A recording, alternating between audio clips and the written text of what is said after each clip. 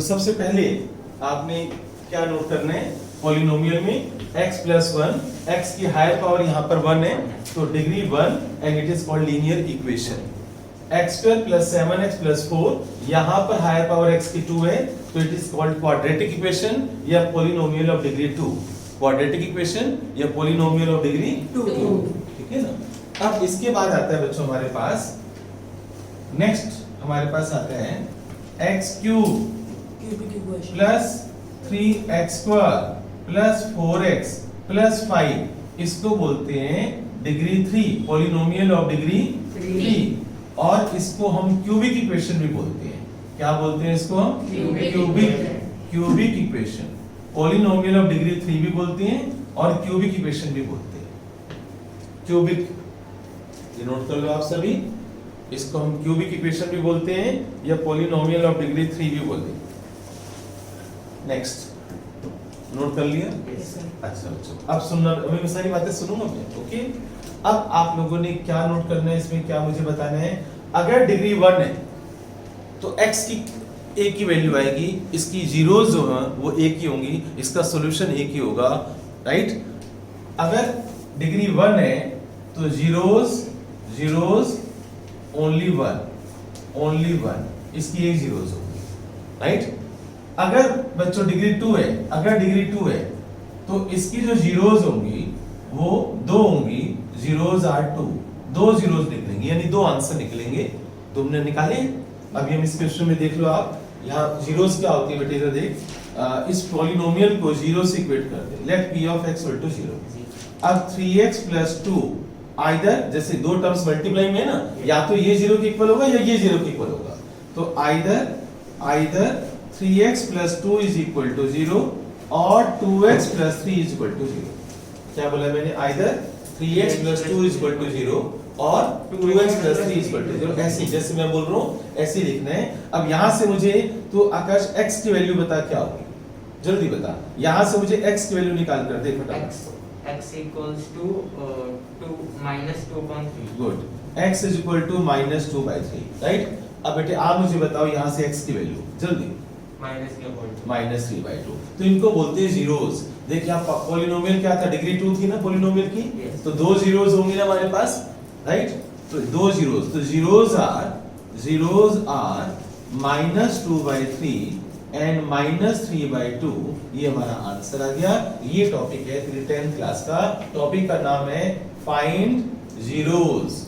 Zeros को हम roots भी बोलते हैं। क्या बोलते हैं जीरोस को?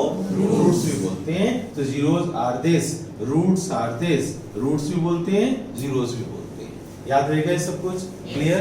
अब जो मैंने बोर्ड पर लिखा है तुम्हारे रजिस्टर पे होना चाहिए, सभी बच्चों के रजिस्टर पे होना चाहिए। अब तुम मुझे ये बताओ, जो भी डाउट्स है ना, पहले अपने डाउट्स ले लो, ठीक है। ये मैं कर रहा हूँ, मैं ये सब तुमने नोट कर ही लिया। हाँ, अब तुम रुद्र बता, पहले मैंने कुछ तुम्हारी जो मैंने होमवर्क चेक किया और मैंने देखे हैं जो डाउट्स आ रहे हैं तुम्हें, वो मैं एक बार दोबारा क्लियर कर देता हूँ। सबसे पहले एक बात हमेशा याद रखना, जैसे पॉलिनोमियल में आपके सामने यहाँ पर लिखा हुआ है 4x स्क्वायर प्लस 8x लिखा हुआ, राइट। अब सबसे पहले जब भी कोई पॉलिनोमियल आता है आपके पास इस तरह का, आप ये देखा करो कुछ कॉमन आ रहा है क्या इसमें से कुछ कॉमन आ रहा है, पहले वो देखना जरूरी है, राइट। डायरेक्ट फैक्टर से मत सोचा करो, क्या इन सभी में से कॉमन आ रहा है? 4 कॉमन आ रहा है ना, और क्या कॉमन आ रहा है बच्चों बताओ? x, तो हम 4x कॉमन ले लेंगे, तो यहाँ पर क्या रह जाएगा? 1x रह जाएगा, और प्लस में यहाँ पर क्या रह जाएगा? 2 रह जाएगा। बन गए फैक्टर्स।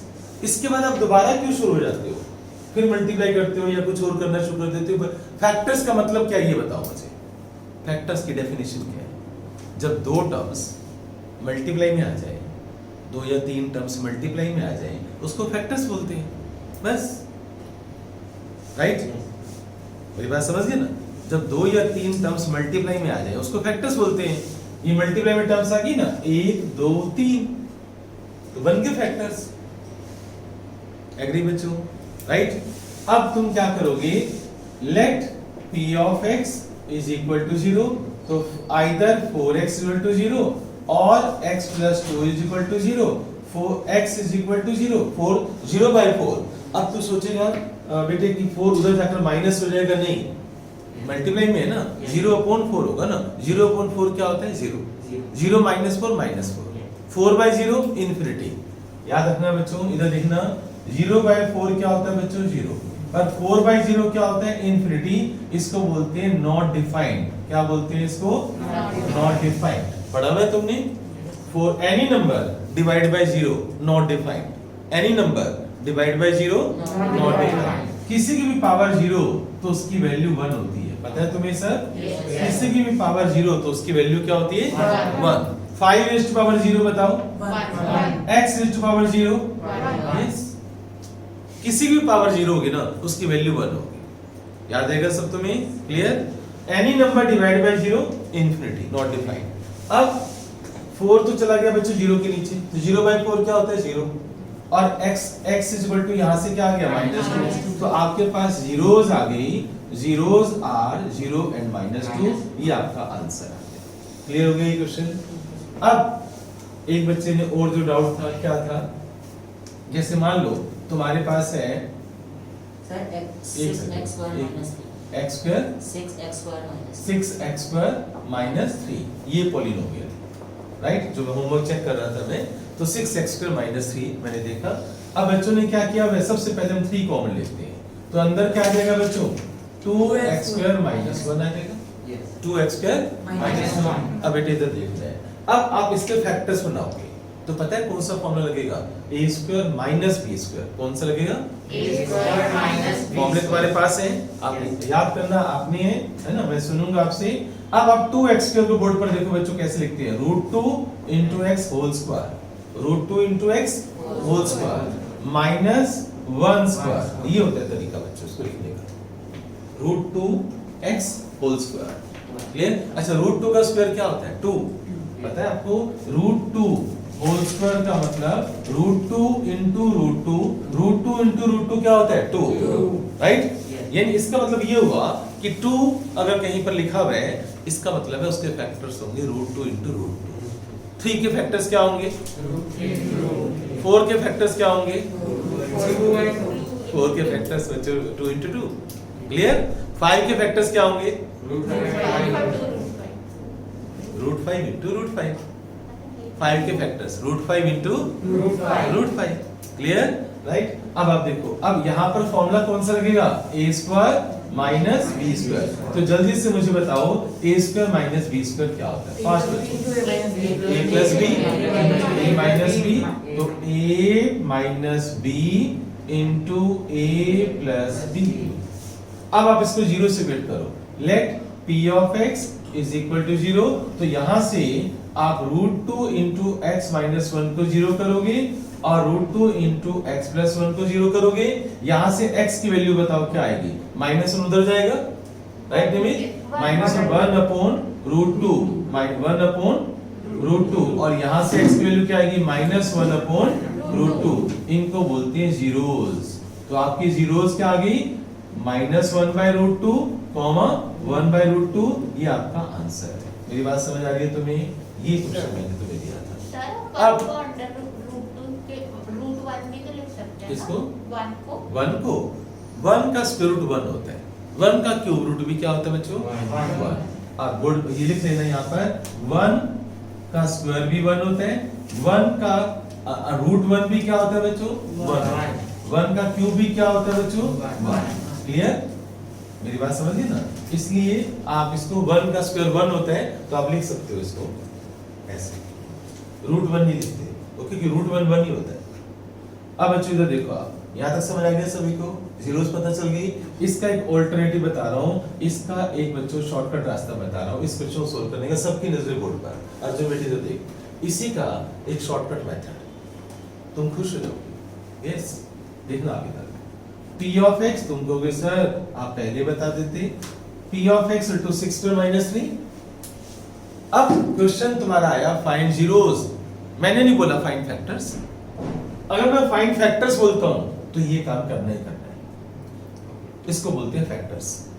लेकिन मैंने तुम्हारा टॉपिक 10th क्लास में पता है क्या? फैक्टर्स नहीं है, तुम्हारा टॉपिक है पॉलिनोमियल का। स्टार्टिंग का पहला टॉपिक है फाइंड जीरोस।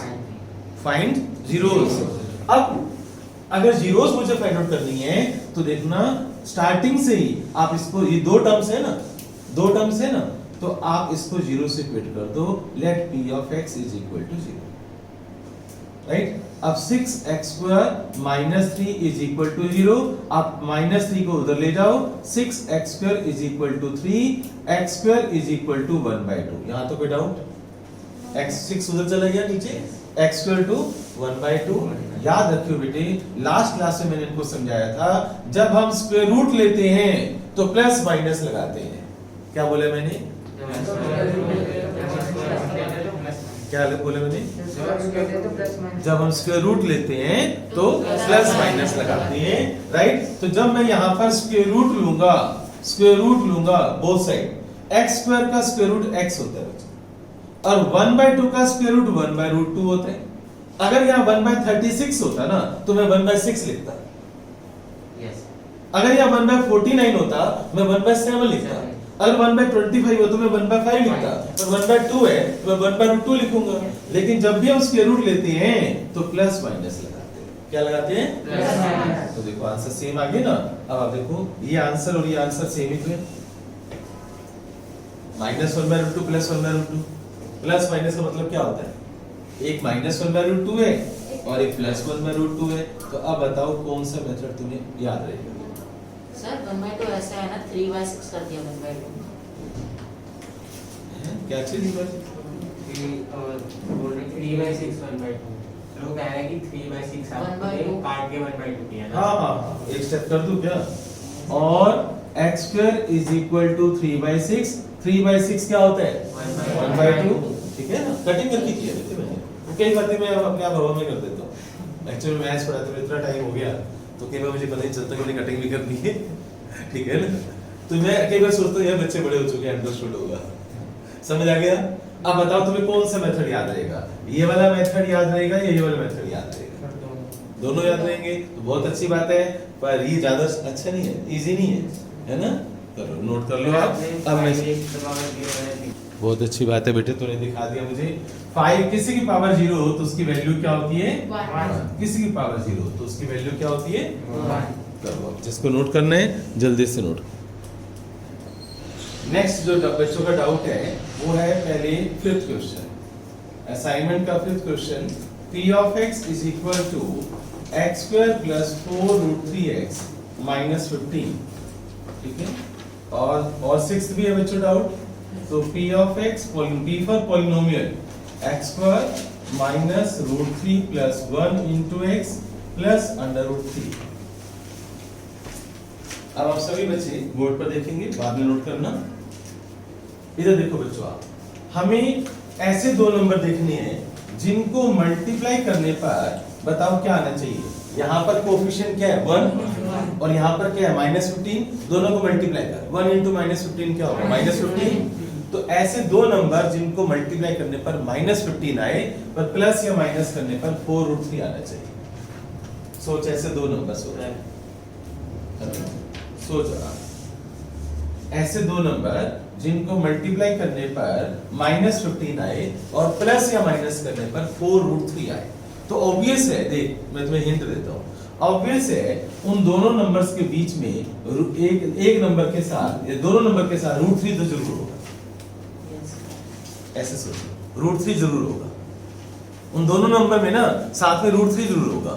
जैसे 3√3, 4√3, 5√3, 6√3, ऐसे समझ गया। पर उनको मल्टीप्लाई करने पर -15 आना चाहिए। बता बेटे, 5√3 और √3 तो बिल्कुल सही सोचा है।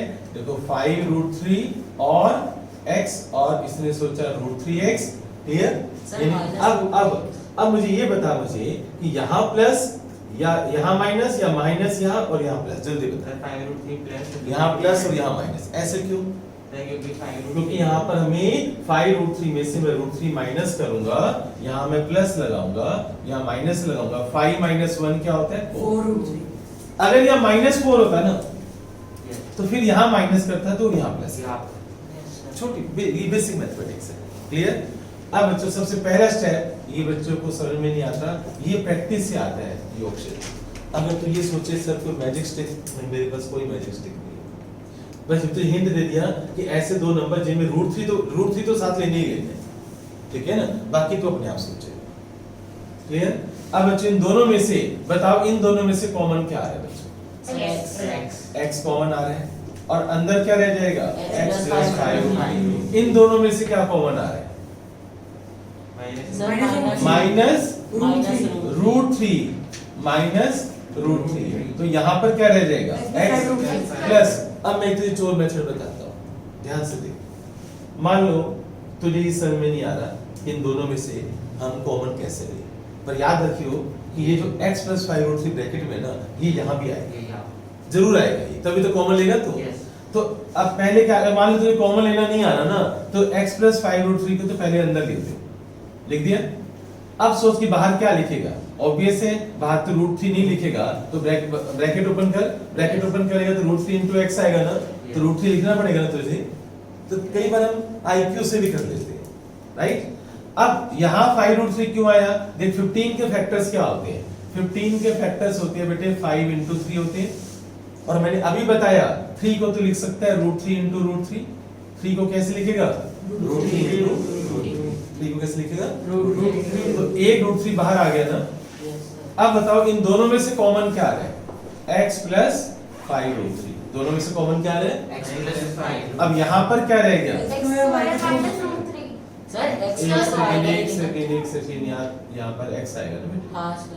x प्लस 5 रूट 3 कॉमन आ गया, तो यहाँ पर क्या रह गया? x minus root 3। क्लियर? अब तो इसको जीरो से इक्वेट कर दो, let p of x is equal to 0, तो either x plus 5 root 3 is equal to 0 और x minus root 3 is equal to 0। तो यहाँ से x की वैल्यू क्या हो जाएगी? माइनस 5 रूट 3, और यहाँ से x की वैल्यू क्या हो जाएगी? रूट 3। या आंसर आ गए, इनको जीरोस बोलते हैं। क्लियर? राइट? अर्नो समझ में आ गया? अब हम 6 क्वेश्चन पे चलते हैं। जब हम इसकी देखो पहले से ही इस क्वेश्चन में जब इस तरह के क्वेश्चंस आ जाएं, पहले से ही पता है आपको मिडिल टर्म स्प्लिटिंग करके दे रखी है, सर फैक्टर्स बन रखे थे पहले से ही फैक्टर्स बना के दे रखे हैं, पता है तुम्हें खाली ब्रैकेट ओपन करनी है, कुछ नहीं करना। तुम्हारा एक स्टेप तो उन्होंने पहले करके दे दिया। देखो minus root 3 into x, minus plus क्या होता है? माइनस, ऐसे ये वाली ब्रैकेट ओपन कर लो, पहले समझ लो आप। ये ब्रैकेट ओपन कर ली। अब इन दोनों में से कॉमन क्या आएगा बच्चों? तो अंदर क्या रह जाएगा? x minus root. अब यहाँ से कॉमन क्या आएगा? माइनस साइन, तो अंदर क्या आएगा? x minus. Very simple. अब इन दोनों में से कॉमन आएगा x माइनस रूट 3, तो यहाँ पर क्या रह जाएगा? x minus 1। अब हम इसको 0 से इक्वेट करेंगे, तो either x minus root 3 is equal to 0 और x minus 1 is equal to 0, x is equal to root 3, x equal to 1 या फिर 0। क्लियर? अब आप ये नोट करो जिसको नोट करने हैं। क्या किसी बच्चे का और कोई? ओके, अब आप देखना बच्चों, आप वेरिफिकेशन बोर्ड पर देखना। वेरिफिकेशन जो आपने जीरोस निकाली हैं उनको हम वेरीफाई कर रही हैं कि वो सही हैं या गलत है। पहले आप सभी बच्चे बोर्ड पर लिखेंगे। मैं एक आपके सामने पॉलिनोमियल लिख रहा हूँ, ax² plus bx plus c is equal to 0। एक पॉलिनोमियल है। Let alpha beta are zeros, इनको हम रूट्स भी बोलते हैं। लेट अल्फा बीटा, इसको क्या बोलते हैं? Alpha beta. बीटा की देखो लाइन लंबी है ना? Alpha beta, right? गामा भी होता है, पढ़ा है तुमने? नहीं, अल्फा देखो, ये अल्फा बीटा, ये होता है गामा, और ये होता है डेल्टा, पर हमें अभी जरूरत नहीं है तुम्हारे उस, है ना, मैथ्स में जरूरत नहीं है। Alpha beta are zeros. अब सम ऑफ जीरोस का फॉर्मूला होता है माइनस बी बाई ए, यानी alpha beta are the zeros, दो जीरोस हैं तुम्हारे पास, राइट? उनको प्लस कर देना। तो जब उनको प्लस करोगे ना तुम, उनको जब प्लस करोगे ना अल्फा प्लस बीटा, जो तुम आंसर निकालोगे, ये दो जीरोस हैं, एक अल्फा होगी और एक बीटा होगी, राइट? इनको जब प्लस करोगे ना तो उसका आंसर माइनस बी बाई ए के इक्वल आएगा। माइनस बी बाई ए का मतलब है बी कहां से आएगा? कोएफिशिएंट ऑफ एक्स, और ए कहां से आएगा? Coefficient of x square. B is the coefficient of x, a is the coefficient of x square, and c is the constant term. तो sum of zeros minus b by a product of zeros c by a, product of zeros c by a. C is the constant term, a is the coefficient of x square, a is the coefficient of X square. b is the coefficient of X. c is the Constant. Constant term. अब आप यहाँ पर आ जाओ, अब मुझे verification करनी है, right? अब इस क्वेश्चन में वेरिफिकेशन करनी है, तो देखना बच्चों आप कि वेरिफिकेशन कैसे होगी, बोर्ड पर देखना बच्चों आप। अल्फा प्लस बीटा, या मैं सम लिख देता हूँ, सम माइनस डी बाई ए। अब इसको कंपेयर करो इसके साथ, बताओ a की वैल्यू क्या है? 1। a इक्वल टू क्या है? 1। b इक्वल टू क्या है? 4√3। b इक्वल टू क्या है? 4√3। और c इक्वल टू क्या है बच्चों? -15। c इक्वल टू क्या है यहाँ पर? -15। तो देखो माइनस b की वैल्यू में पुट कर रहा हूँ 4√3 और a की वैल्यू में क्या पुट कर रहा हूँ? 1। तो सम आ गया मेरा 4√3। सम क्या आ गया? 4√3। अब ये दो जीरो यहाँ निकाली थी ना तुमने, अब यहाँ सम करो, सम।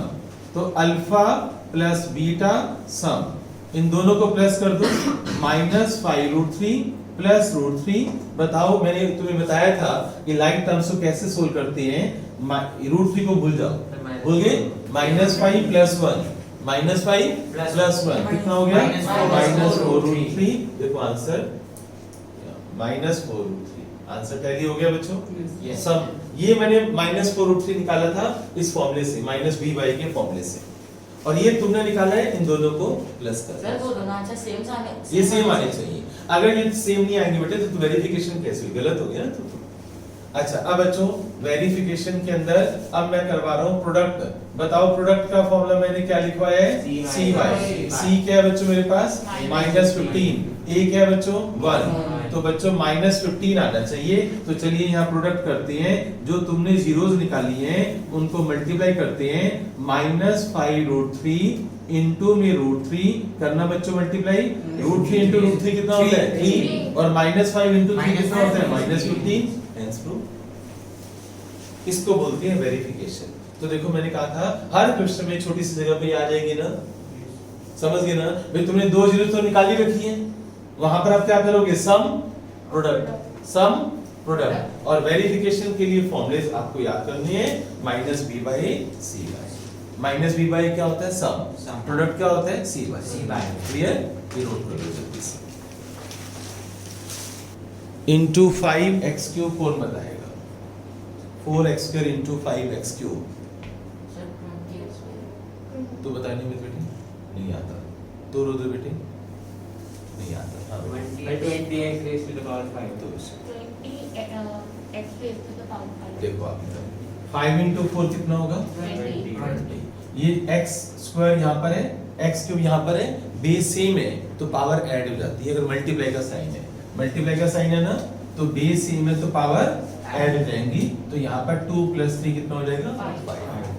तो आंसर क्या होगा? 20 into x raised to power 5, right? अब मैं समझ गया हूँ तुम्हारी प्रॉब्लम कहाँ पर है। ये फॉर्मूलेज है, आप x raised to power m into x raised to power n, base same है तो पावर ऐड हो जाएगी। मल्टीप्लाई का साइन है तो x raised to power m। अगर x raised to power n ऊपर है, x raised to power n नीचे है, बेस सेम है, बेस सेम है, पर वो डिवाइड का साइन है तो नीचे वाली पावर ऊपर जाकर माइनस हो जाएगी, x raised to power m minus. Clear हो गया सभी को? अगर एक ही बेस के ऊपर दो पावर आपस में ऐसे हैं तो मल्टीप्लाई हो जाएगी, तो x raised to power m into n। याद रहेगा? क्लियर हो गया सभी को? ओके। और इस सबको नोट करो, अभी रजिस्टर में नोट करो इसको। इसको बोलते हैं लॉ ऑफ इंडिसेस। क्या बोलते हैं? Law of indices. एक्सपोनेंट तुमने पढ़ा होगा, लॉ ऑफ एक्सपोनेंट भी बोलते हैं इसको, लॉ ऑफ एक्सपोनेंट। तो आप जल्दी से बच्चों नोट कर लो सभी बच्चे, लॉ ऑफ एक्सपोनेंट भी बोलते हैं।